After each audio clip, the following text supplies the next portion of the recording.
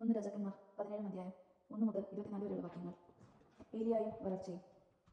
ഗിലെയാദിലെ തിശ്ബയിൽ നിന്നുള്ള ഏലിയ പ്രവാചകൻ ആഹാബിനോട് പറഞ്ഞു, ഞാൻ സേവിക്കുന്ന ഇസ്രായേലിന്റെ ദൈവമായ കർത്താവാണ്. വരും കൊല്ലങ്ങളിൽ ഞാൻ പറഞ്ഞതൊക്കെ മന്നോ മഴയോ പെയ്യുകയില്ല.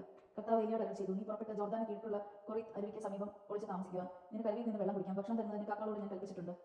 അവൻ കർത്താവിന്റെ കൽപ്പന അനുസരിച്ച് ജോർദാൻ കിഴക്കുള്ള കൊറിത്ത് നീർച്ചാലിനരികെ ചെന്ന് താമസിച്ചു. കാക്കകൾ കാലത്ത് വൈകിട്ട് വനപ്പവും മാംസവും കൊണ്ടുവന്ന് കൊടുത്തു. അരുവിയിൽ നിന്ന് അവൻ വെള്ളം കുടിച്ചു. മഴ പെയ്യായികയാൽ കുറച്ചു നാൾ കഴിഞ്ഞപ്പോൾ അരുവി വറ്റി. ഏലിയ സറേഫാത്തിൽ. കർത്താവ് ഏലിയോട് അരുളി ചെയ്തു, നീ സീദോനിലെ സറേഫാത്തിൽ പോയി വസിക്കുക. അവിടെ നിനക്ക് ഭക്ഷണം തരുന്നതിന് ഞാൻ ഒരു വിധവയോട് കൽപ്പിച്ചിട്ടുണ്ട്. ഏലിയ സറേഫാത്തിലേക്ക് മടങ്ങി. പട്ടണ കവാടത്തിലെത്തിയപ്പോൾ ഒരു വിധവ വിറക് ശേഖരിക്കുന്നത് കണ്ടു. അവൻ അടുത്ത് ചെന്ന് കുടിക്കാൻ ഒരു പാത്രം വെള്ളം തരിക എന്ന് പറഞ്ഞു. അവൾ വെള്ളം കൊണ്ടുവരാൻ പോകുമ്പോൾ അവൻ അവളോട് പറഞ്ഞപ്പോൾ ചപ്പവും കൊണ്ടുവരിക. അവൾ പറഞ്ഞു, നിന്റെ ദൈവമായ കർത്താവാണ്, എന്റെ കയ്യിൽ അപ്പമില്ല. ആകെയുള്ളത് കലത്തിൽ ഒരു പിടി മാവും ഭരണിയിൽ ഒരൽപ്പം എണ്ണയുമാണ്. ഞാൻ 2 ചുള്ളി വിറക് പിറക്കുകയാണ്. ഇതുകൊണ്ട് ചെന്നപ്പം ഉണ്ടാക്കി എനിക്കും എന്റെ മകനും കഴിക്കണം. പിന്നെ ഞങ്ങൾ മരിക്കും.